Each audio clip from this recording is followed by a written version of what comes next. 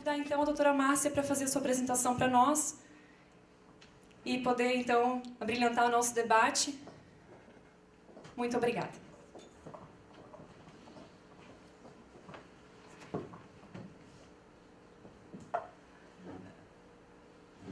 Boa noite a todos. É um privilégio e um desafio estar aqui perante essa plateia tão distinta, tão selecionada e tão importante. E eu preciso inicialmente revelar aos senhores uma enorme preocupação que eu tenho com essa minha fala hoje à noite. Há uma porque sempre me preocupa a intensidade das expectativas das pessoas que me ouvem, porque talvez estejam expectando coisas muito interessantes, muito inovadoras ou muito extraordinárias. E desde já eu tenho que dizer a vocês que eu provavelmente não conseguirei entregar a vocês esse produto, né? A minha pretensão é esclarecer algumas questões pontuais a respeito desse processo, por que eu estou aqui, quais são as preocupações da minha promotoria e, nesse percurso, de alguma maneira, esclarecer algumas questões que me preocupam sobremaneira, né? Na construção do plano, na forma como ele possa ou não ser encaminhado, na participação das pessoas, mas, sobretudo, na compreensão das pessoas sobre a própria construção do plano e o que está mais premente, que é a relação das pessoas com a propriedade, né? Então, eu estabeleci um breve roteiro aqui. Eu pretendo seguir esse roteiro para que as coisas não se percam, né? E, então, a minha fala inicial é a minha saudação a todas as pessoas que aqui estão, sobretudo a equipe técnica que vem desempenhando esse trabalho, esse hercúleo trabalho de recolher com toda a minudência, há quase 2 anos, nós estamos às portas de 2 anos da construção de um plano, numa metodologia singular. Quando eu digo singular é porque não tem um outro par, ela é singular na forma como foi concebida, mas, sobretudo, na obstinação dessa equipe de cumprir totalmente o que foi planejado, né? Então, os senhores todos, como delegados, podem ter certeza, porque eu tenho um procedimento na minha promotoria em curso, e depois vou explicar para vocês por quê, mas uma das coisas que eu fiz questão de observar é exatamente a eficiência no cumprimento, na observância daquilo que ficou estabelecido desde o começo. Isso significa dizer que a sociedade está sendo ouvida o tempo inteiro naquilo que ela mesma estabeleceu. E a equipe é de uma dedicação singular, adotando uma metodologia singular. Então, eu me sinto muito agradecida, principalmente, por ter sido escolhida por essa equipe para vir falar com essa equipe e com essa sociedade de São José. Então, a minha saudação a todos, à equipe, né? Ao meu colega Paulo Locatelli, que já faz algum tempo que nós não nos vemos pessoalmente, embora nós tenhamos corações devotados para os mesmos valores, e quando isso acontece não existe distância, né? Então, eu penso que nós estamos sempre juntos. E assim, saudar a todos e fazer já uma evocação, né? Eu penso que nada acontece no mundo da realidade que não passe pelo mundo do imaginário, né? Nós temos que, para tudo e em tudo, ter uma ideia condutora, né? E, para essa noite, eu entendi que tem uma ideia condutora que data de mais ou menos 2.500 anos. E eu sou obrigada a usá-la porque tem coisas que são atemporais. Na verdade, as coisas boas, as más e as verdades, elas são atemporais. Elas sempre existiram, às vezes com outras variantes. Por isso que eu vou usar uma frase que eu acho que tem que ser a frase condutora da nossa reflexão para essa noite. Porque eu ainda acredito que a gente tem que estar com o coração aberto, a mente aberta, sobre um primado, sobre um conjugado de valores para seguir adiante na compreensão das coisas. Então, a frase que eu escolhi é uma frase do Confúcio. E viveu cerca de 5 séculos antes de Cristo, né, na China. As coisas que ele lecionou, os analectos, né, que ele foi um grande professor, primeiro foi um grande líder, e depois ele se recolheu porque ele achava que ele não conseguiria, com a liderança política, transformar nada. A única coisa que ele poderia transformar era através do ensino. E daí ele fez os famosos analectos, que são aqueles verbetes ou aforismos que foram usados em toda a China para educação. E ele tem um que eu acho que é especial para essa noite. Ele disse: aquele que não prevê as coisas longínquas expõe-se a desgraças próximas.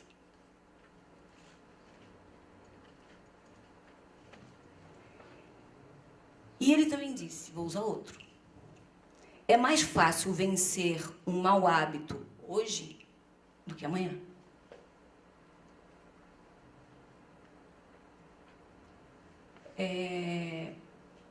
Eu penso que a gente está exatamente nessa esquina entre essa escolha de nos precavermos das coisas longínquas no presente. Um plano diretor é, em tudo e por tudo, uma forma de nós prevermos no hoje as coisas do amanhã, para não sofrermos nem hoje, nem amanhã, as desgraças. E penso que nós não precisamos ir muito longe, nem encontrar acidentes naturais nos países próximos, intempéries, para justificar as nossas preocupações com as desgraças. São José, gente, essa cidade, é uma cidade demais violenta. Os senhores não têm ideia do que passa no fórum desta comarca. A quantidade de crime que nós temos, a expansão das periferias completamente desreguladas, a impossibilidade de você levar serviços para grande parte da população. Tudo isso vai desembocar num fórum, não é, doutor Paulo? Tudo. A saúde que não é atendida vai para o fórum, a violência não atendida vai para o fórum, a educação não atendida vai para o fórum, a habitação mal construída vai para o fórum, o Minha Casa Minha Vida cheio de esgoto dentro das moradias, como a gente tem aqui, vai tudo dar no fórum. Então, nós temos... Mas isso não é um problema de São José. Nós não somos únicos. Se formos para Palhoça, é igual ou pior. Se chegarmos em Florianópolis, é igual ou pior. O fato mais grave que nós temos certeza é que cidades problemáticas produzirão má saúde, né, doença, portanto, né, produzirão a maior das doenças de uma sociedade, que é a criminalidade. Então, não adianta nós queremos mais presídios, mais promotores, mais delegados de polícia, mais juízes de direito para processar mais criminosos, que nós chamamos de bandidos, né? Mas nós só chamamos bandidos aqueles que nos furtam, fazem coisas assim contra o nosso patrimônio privado. Os outros bandidos que nos abandonaram, que levam o nosso dinheiro na corrupção, a gente chama de escandalosos, né? Ainda tem essa questão. Mas os bandidos que nos afligem, né, eles não serão contidos por mais presídios, mais promotores, mais juízes. Não, nada disso vai conter. A única condição de possibilidade de a gente conter a desgraça da cidade, da polis, né, é produzir civilidade. E é tão interessante quando a gente vai para a história, né, porque também, se a gente não seguir a máxima de que é no passado que a gente pode decifrar o futuro, né? Essa é uma máxima também, até do Confúcio, em certa medida ele disse de outro jeito, tá? Mas o passado permite que a gente decifre as coisas para o futuro, né? Os problemas que nós temos na cidade de hoje foram fruto de uma não percepção de que doença, crime, é fruto da cidade desordenada. Para vocês terem uma ideia, as questões de habitação, elas são totalmente responsáveis, em grande parte, pelos crimes sexuais. Vocês têm uma ideia disso? Casas ou locais, né, em que você não tem um quarto que separe os adultos das crianças, em que não haja uma porta em que os atos sexuais dos adultos não sejam ouvidos ou vistos pelos olhos das crianças, são lares que renovadamente produzem as violências sexuais. Todas as questões, praticamente, do desajuste, dos desequilíbrios de uma cidade e que serão vividos no fórum. Por isso que eu sempre digo, até para os meus colegas promotores, quando eles fazem concurso, que eles escolheram uma profissão para viver ao lado do sofrer. Porque nos fóruns das comarcas do Brasil, ninguém entra para agradecer ou porque está feliz. Nos fóruns das comarcas entram a dor, as tragédias, os crimes e os desajustes da cidade. É por essa razão que eu estou aqui. É por essa razão que eu me dediquei, não como queria, mas como me foi possível, a compreender este processo que foi tão inteligentemente tecido por essa equipe, pela administração municipal, para poder reduzir as desgraças do amanhã. É por isso que eu me associei a isso. E alguém pode dizer, bom, mas a promotoria dela não é do meio ambiente. A promotoria da doutora Márcia é a promotoria da improbidade administrativa. Por que ela vai lá? Por que ela acompanhou? Primeiro, porque eu sou uma cidadã.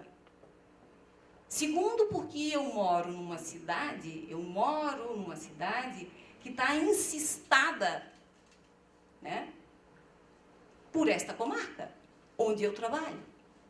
Eu não tenho como chegar na minha casa sem passar, e vir para o meu trabalho, sem passar por essas duas cidades. Estas duas cidades e mais outras, elas criaram uma mancha urbana, que é o nome que os arquitetos, urbanistas usam muito, criaram uma mancha urbana, né, a qual acresceram um outro adjetivo, que é uma área conurbada, e que depois ganhou um nome bonito de região metropolitana. As regiões metropolitanas, elas são um agregado dos múltiplos problemas desta própria mancha urbana. Eu estou inserida como uma pessoa. Então, me agreguei a me preocupei com essa questão, primeiro, como essa pessoa. Um indivíduo que transita por esse espaço. Me agreguei também a isso motivada por uma enorme preocupação do que vai ser o futuro. Eu tenho netos, eu tenho filhos, como é que eles chegarão para me visitarem na minha casa um dia, tendo que passar por essa cidade, que tem problemas de mobilidade gravíssimos, que precisam ser transpostos. Então, também me agreguei pensando nos meus descendentes. Eu gostaria de integrar um processo que evitasse as desgraças futuras. E, por fim, o que mais me agregou a esse trabalho foi que, tendo conhecimento da dinâmica de vertical democratização na participação popular, que foi adotada por essa equipe, na medida em que tudo foi sendo tecido conjugadamente com todos os atores dessa cidade, desde o indivíduo solitariamente naquela rua, a interesses outros de corporações, instituições e entidades, tudo foi sendo tecido conjugadamente. Na medida em que tudo isso fosse sendo tecido conjugadamente e que, portanto, tudo o que está projetado para o futuro é de conhecimento de todos, como foi feito, tudo está no conhecimento de todos. E mais, e que tudo foi sendo tecido com observância, porque eu acompanhei, né? Toda essa legislação aqui, ela está dentro do plano.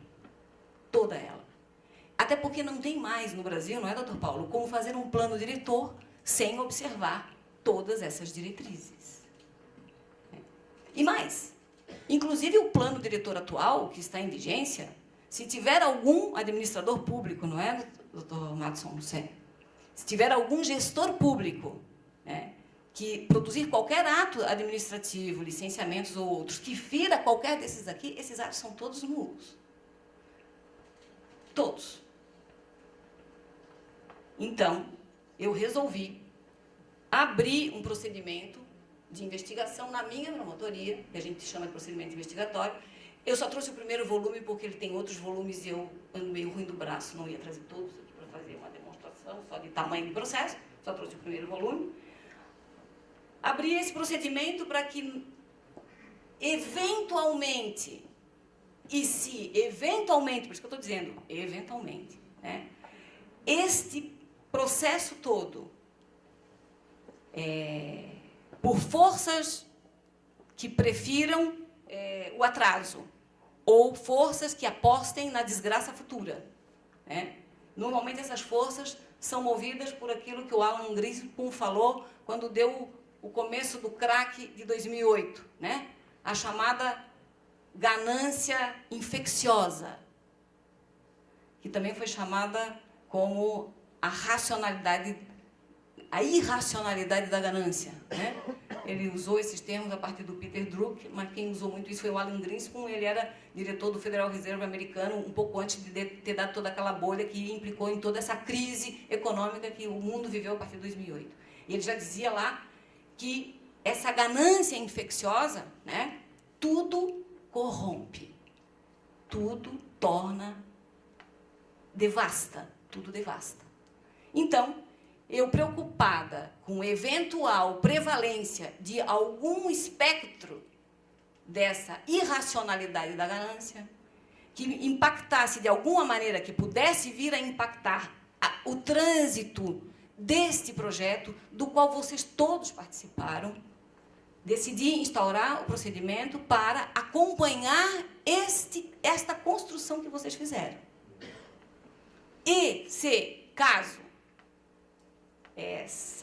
esse processo, em sendo paralisado, permita que algum agente público licencie ou autorize construções que já firam agora o que está projetado no PL da mobilidade urbana, ou neste processo, neste projeto de lei do plano diretor, ainda que ele não esteja votado, o Ministério Público não vai se furtar de fazer ação para impedir e, inclusive, eventualmente, responsabilizar criminalmente as pessoas que façam esta manobra. O nome da palavra tem que ser esse mesmo, manobra. Foi por essa razão que eu instaurei o procedimento. Isso não quer dizer, evidentemente, que vocês são obrigados a não fazer mais nada e que o esboço do projeto está pronto e acabado, tem que ser votado e os vereadores não vão poder fazer nada. Não, não é isso. É que o risco que hoje eu antevi, e o doutor Paulo depois podemos conversar, porque não conversamos antes sobre isso, né? Mas o risco que eu antevejo é de que a lógica irracional da ganância, né, por agentes que eu não posso nominar, não sei se existe, é uma simples possibilidade que eu imagino, que eu aventei, de que forças outras produzissem algum tipo de manobra para impedir o segmento deste trabalho e, portanto, jogar São José na prevalência de uma lei antiga, sob os auspícios da aspiração de que, não tendo plano novo, vale o plano velho, e valendo o plano velho, estamos todos muito bem, obrigado, ficamos toda a vida na produção da desgraça futura, né? Então, eu me preocupei de fazer um procedimento para que eu pudesse lastrear uma futura e possível ação, de molde a fazer prevalecer os princípios que estão aqui. Essa legislação que está aqui identificada, né, ela foi observada nesse plano que vocês já têm conhecimento, acredito que vocês já tenham conhecimento, eu acho que todos os presentes já têm conhecimento, né? E tem que ser observado, inclusive, mesmo não tendo plano diretor novo aprovado. Porque a grande preocupação que eu tinha esquecido é de que, tendo conhecimento das coisas que estão no plano, agentes outros consigam alguns tipos de licenciamento e produzam, como a gente chama, estoques de dívidas para o próprio município. Construam passivos obrigacionais futuros para o município, né, dificultando depois a vida e a gestão da administração futura. Né? Porque uma coisa é certa, o próprio Estatuto das Cidades diz isso, e o plano, no projeto, eu vi isso, né? A própria Constituição, de alguma maneira, indica isso.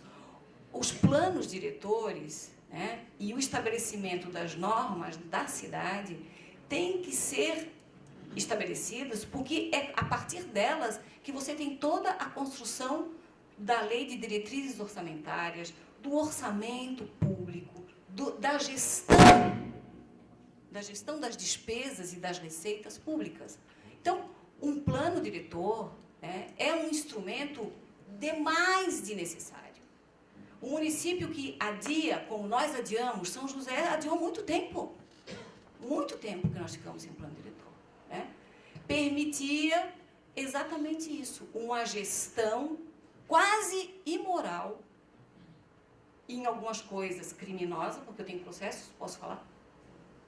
Existem processos criminais que eu entrei, né? Atos de improbidade administrativa praticados, que foram produto, possivelmente, dessa frouxidão que o município conviveu por não produzir um plano diretor a tempo e modo que deveria ser feito.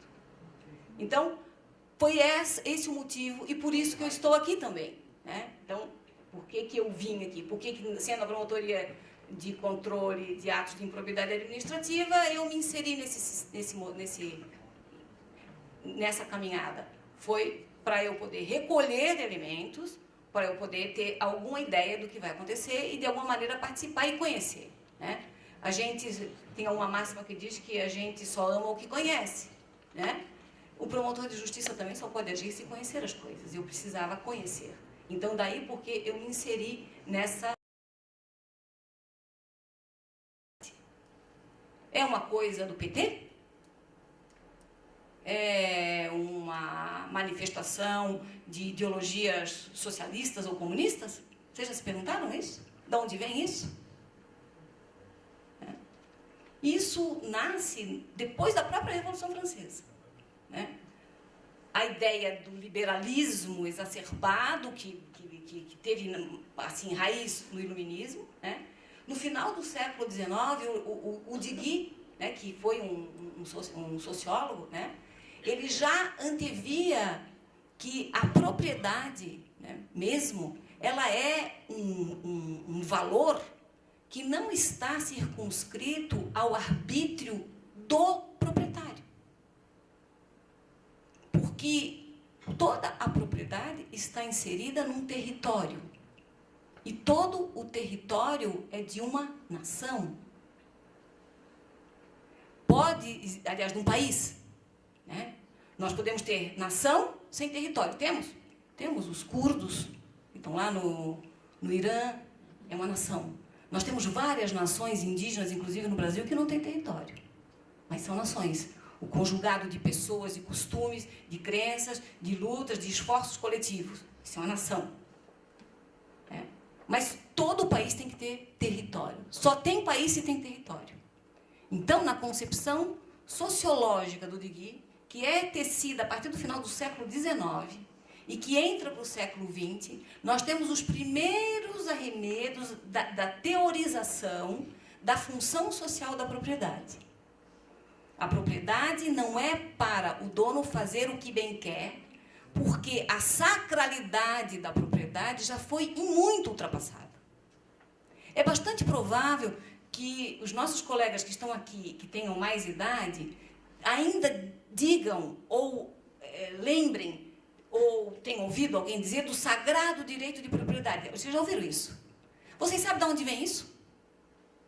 De onde vem o sagrado direito de propriedade? Qual é a sacralidade que o direito de propriedade tem? se alguém quiser ler, eu recomendo uma obra que se chama A Cidade Antiga, que é do Fustel de Coulanges, se escreve, né? E lá, mas também tem a Cidade Grega, mas se não quiserem isso, quiserem entrar em museus antigos, que agora a internet permite, né? A sacralidade da propriedade, né, que foi marcadamente e verticalmente observada na Roma Antiga, era porque no local do túmulo do pater familias, né, portanto do pai da família, no local do túmulo se acendia uma vela ou um fogo, e esse fogo tinha o nome, sabe de quê? Lar. Nós usamos a palavra lar para identificar família, não é? Aqui, a palavra lar é etimologicamente latina, né? Lar era o fogo que era aceso próximo ao túmulo do pater familias. Razão pela qual todo aquele chão em torno do lugar onde se enterrava o morto, não existia mãe, tá? Existia mãe biológica, mas a mulher não tinha nenhuma... Ninguém acendia nada para as mulheres. Entendeu? Até hoje também não continua acendendo, e ainda quando elas têm umas luzinhas, eles vão lá e apagam. Tá?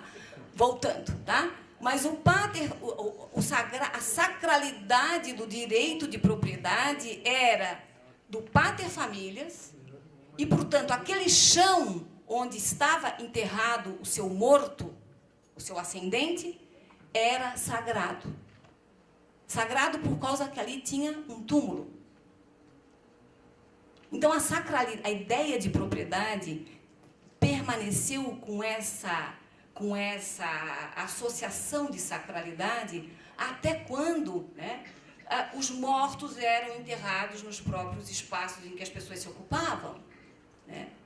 Quando nós vamos ter a Igreja Católica, essas coisas vão se modificando.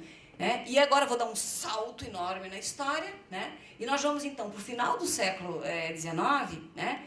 Em que as ideias do próprio iluminismo, né? Que a autoridade da fé cede espaço à autoridade da razão, né? E a racionalidade admitindo lógicas de igualdade, né? Que a fruição da fraternidade, da igualdade, das oportunidades, exigiam que se tivesse um novo olhar sobre essas relações do Estado com a propriedade privada. Então, a estrutura sociológica, a racionalidade que vai bater na configuração de um direito de propriedade sacralizado e, portanto, intocável, foi a ideia de função social da propriedade. A propriedade atende à sociedade. Tanto é que eu não posso botar na minha casa, no terreno da minha casa, algum tipo de produto que contamine o lençol freático. Não posso entender que o pedaço do chão onde está a minha casa, eu sou dona do lençol freático que está ali embaixo. Eu não sou dona do subsolo, como eu não sou dona do que está acima.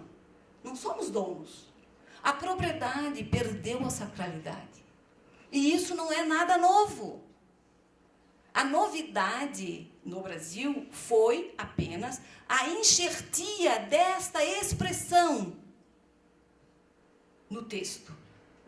Mas se vocês olharem já julgados anteriores à Constituição de 88, a ideia de função social da propriedade já existia. Porque a ideia, a razão, por isso que eu digo que as ideias precedem aos atos. Por isso que nós temos que ter um imaginário rico, construtivo. Por isso que nós temos que ter escolas que produzam seres pensantes, né? Porque só quem pensa transforma, né? Então, o pensamento que orientou a transformação da sacralidade da propriedade na propriedade voltada para a sociedade, né? Ela não é nova. E vejam só, ela vai entrar na Constituição da França no final do século XIX, ela vai entrar na Constituição de Weimar no começo do século XX, né? Ela é repetida em constituições europeias do século XX todinhas. Né? Então, vejam, eu não sei quem foi a Paris, também não precisa ir. Você pode ir agora fazer uma viagenzinha no Arco do Triunfo, né? Ali na Champs-Élysées, você pode fazer pelo Google Chrome, Google Earth, né? Você pode fazer. Se vocês olharem a história daquele lugar ali, é muito interessante, Catone, você deve saber disso bem mais do que eu, né? Mas, depois de Napoleão, apareceu o famoso Barão de Haussmann, você já deve ter ouvido falar, né? E a ideia dele era de transformar, de dar espaços para a cidade viver, né? De transformar, de colocar o parisiense em frente à beleza, porque a beleza é capaz de fazer que você transforme as coisas, que você cuide da cidade e que a cidade seja um lugar amado pelas pessoas. Aquilo ali era um aglomerado de horrores, se você olhar a história daquela região. E olha a máxima do Confúcio, né? Imagina se aquela região tivesse ficado, aquele aglomerado, como se fosse uma área periférica, como nós temos hoje, tudo uma destruição, tudo um horror, né? Eles fizeram uma apreciação do futuro, né, para evitar desgraças futuras, produzir a beleza, né? Então, vejam como a concepção que nós podemos dar ao futuro exige uma consciência do que é propriedade e de como a cidade é mais importante do que a propriedade. É tão verdade, gente, que a construção mental do solo criado, né? Todo mundo sabe o que é o solo criado? Ninguém sabe o que é solo criado? O que é solo criado? Nós temos o chão. Todo mundo sabe o que é o chão, certo? Eu tenho direito a construir tudo que eu quero? Não. Eu tenho todas essas limitações aqui, né? As legislações no Brasil foram aperfeiçoando, né, até os coeficientes de ocupação desse solo, né? E se chegou à máxima da previsão das melhores cidades, né, em que o direito de construir, né, tem um limite ao direito de construir. E a verticalização das cidades implica uma reprodução de solo, ou não? Eu tenho o chão da minha casa, que tem 360 metros quadrados. Então, eu posso fazer o edifício que eu quiser nos 360 metros quadrados? Não. Eu tenho que respeitar os recuos, eu tenho que ver se no plano diretor eu posso fazer quantos pavimentos, eu tenho que ver a questão da inclinação por causa da incidência do sol, eu vou ter que respeitar tudo isso. Mas cada piso ali é um novo solo. É um novo solo, né? Então, isso se chama solo criado. E o solo criado é do dono do chão? Não necessariamente. Ele tem direito a solo criado? Não. Só se ele fizer todo o processo de licenciamento, senão ele não tem. Então, não existe nem direito adquirido a solo que vai ser criado, por exemplo. E eu sei que tem pessoas que dizem que tem direito adquirido a fazer o que bem entender na sua propriedade. Ninguém tem esse direito. Nem eu, e nem ninguém, e nem o próprio Estado. E nem o município tem direito de fazer o que bem quiser, até no seu próprio terreno dominial. Não tem condição, né? Então, essa construção da função social da propriedade abriu a cabeça, sobretudo dos urbanistas, dos técnicos na construção das cidades, dos arquitetos, para outras realidades que a ideia de direito pessoal da propriedade ou direito sagrado de propriedade não permitia, né? Então, vejam, a cidade eu sei que está na hora, né? Já está na hora, né? A cidade, ela tem que observar, eu vou resumir agora, né? Ela tem que observar o princípio fundamental da função social da propriedade, né? E a possibilidade de você transformar uma cidade, vou terminando agora, porque eu sei que já está na hora, né? A possibilidade que nós temos agora de mudar São José, né? De projetar São José, porque nós temos muitas possibilidades. O plano que eles levantaram mostrou para nós várias coisas, para mim, sobretudo, né? Primeiro, nós temos um problema que é do mundo todo, mas, sobretudo, é do mundo ocidental, que é a lógica demográfica, que hoje já se tem uma ideia de um tipo de um bug demográfico. A ideia de que o país ia crescer indefinidamente, e, portanto, isso já não existe mais. Né? Todos os estudos demográficos apontam para isso. Portanto, nós podemos, com essa verdade demográfica que foi observada pela equipe, né, antever que daqui a 40 anos, acho que 40 anos, em 2045, nós vamos chegar ao máximo de população em São José. E daí nós vamos ter declínio e voltaremos a ter a população que temos hoje. Isso é um indicador para corações que tenham muita cobiça. Também. Porque isso não vai crescer toda a vida. Entendeu? Outra coisa, se as coisas não vão crescer tudo isso que se supõe, né, nós podemos produzir uma cidade extraordinariamente melhor. Né? Isso é muito importante que a gente conheça. Né? E a observância, né, e as questões demográficas, hoje demografia é um grande estudo. Tanto, não é só para a questão da aposentadoria, né? e da impossibilidade de gerir sistemas de aposentadoria que a gente está vivendo no mundo todo, e o Brasil está de frente para essa questão. Mas os efeitos desse bug demográfico, eles foram observados, né? E eles apontam que nós podemos adensar, né? Pode haver adensamento populacional em áreas que já tenham alguns recursos, né? E dificultar a implantação desse espraiamento da cidade, né? Sobretudo para áreas que a gente tem em São José, áreas inundáveis. São José, gente, eu não sabia. Eu fui atrás daquele material que eu recebi, das cartas geotécnicas, dos estudos que foram feitos pelo Ministério da Cidade. Entrem no site do Ministério da Cidade. São José tem áreas completamente problemáticas, sujeitas a deslizamentos sérios, gravíssimos. Tá? Ora, nós não podemos ser irresponsáveis ao ponto de deixar essas áreas serem ocupadas. Porque todos nós pagamos. Vocês têm ideia de quanto foi o prejuízo de Santa Catarina de 95 a 2005, num trabalho que foi publicado, que eu tive acesso, né, com áreas desmoronadas e atendimento de populações? 4,75 bilhões. Sabia disso? 4,75 bilhões de reais nós, brasileiros, pagamos. E aí, quando você tem um déficit dessa ordem que estamos vivendo, a gente não sabe por quê. Né? Então, os desastres que nós não impedirmos de acontecer, pela regulação que nós podemos fazer hoje, nós pagaremos com os nossos impostos, com a nossa dor, com a escola que não... Né? O menino que ontem fiz a audiência de apresentação, um menino com 12 anos, não sabia onde é que estava o nome dele, mas ele está na escola, na 6ª série. Não sabe onde é que estava o nome dele, não conhece o sinal gráfico do nome dele. Né? Todos os problemas, gente, que nós produzimos, né?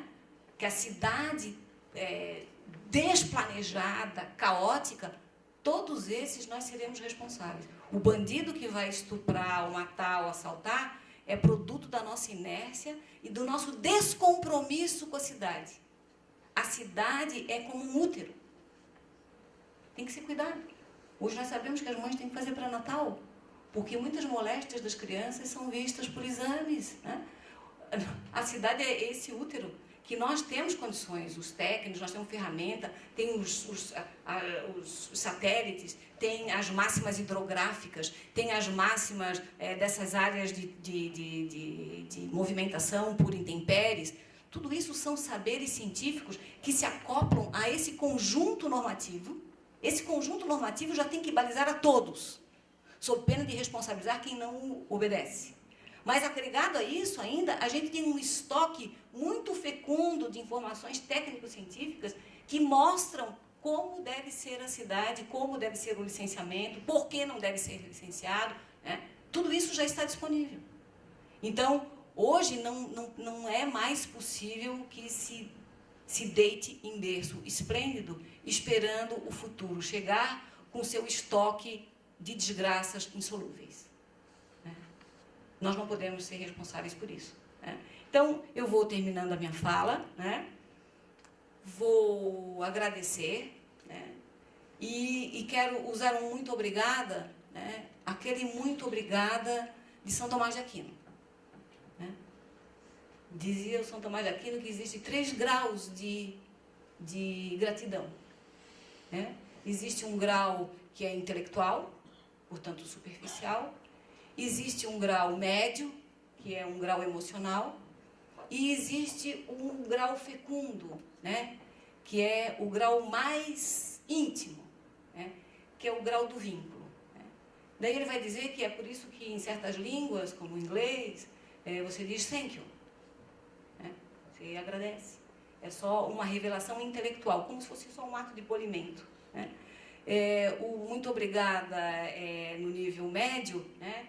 É aquele obrigado em que você dá graça, você louva o outro, né? E você vai ter, então, muitas graças, grazie no italiano, né? E só o português, sabiam disso? Só o português teria, eu até me arrepio, recepcionado a gratidão no 3º grau. Porque no português a gente diz muito obrigada, as mulheres. E os homens dizem muito obrigado. Isso significa, em latim, oblatio. É estar enlaçado. É estar vinculado. Eu me sinto vinculada com vocês da equipe técnica, né? Me sinto vinculada a esse município, né? A essa comarca, na qual estou há 11 anos. E grande parte da minha construção como pessoa, porque a construção no ser humano, ela é sempre incompleta, portanto, eu ainda me construo. Eu tenho muito obrigada a todos vocês que vêm de todos os lugares desse município, que são representantes dessa sociedade, para os quais eu ainda presto o meu trabalho e tento me esforçar, mas eu agradeço, né? Eu tenho muito obrigada, eu estou vinculada a vocês. Muito obrigada.